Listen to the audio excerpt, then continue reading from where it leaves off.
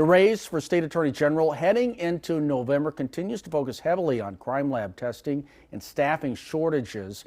Both candidates today, Republican Eric Toney and Democrat Josh Kaul, pointing fingers at each other for being a part of the problem when it comes to finding a solution. Standing outside the Brown County Courthouse Wednesday afternoon, State Attorney General Josh Kaul, who's seeking a third term as a Democrat this November, touting the success of his administration in reducing crime over the past several years. We had the lowest number of violent crimes in Wisconsin last year that we've had in any year since 2011.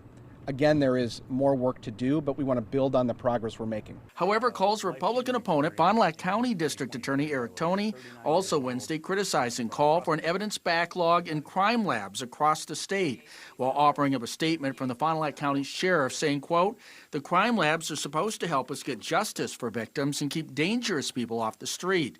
Instead, we're waiting longer for DNA results than we were years ago, despite more staff, more funding, and less evidence being tested. It's a public safety problem, and while victims see justice delayed, Josh Kaul continues to pass the buck, blaming others for his mismanagement," end quote. During the news conference, Kaul was asked to respond to that claim. As technology evolves in the labs, it's important that we have investment.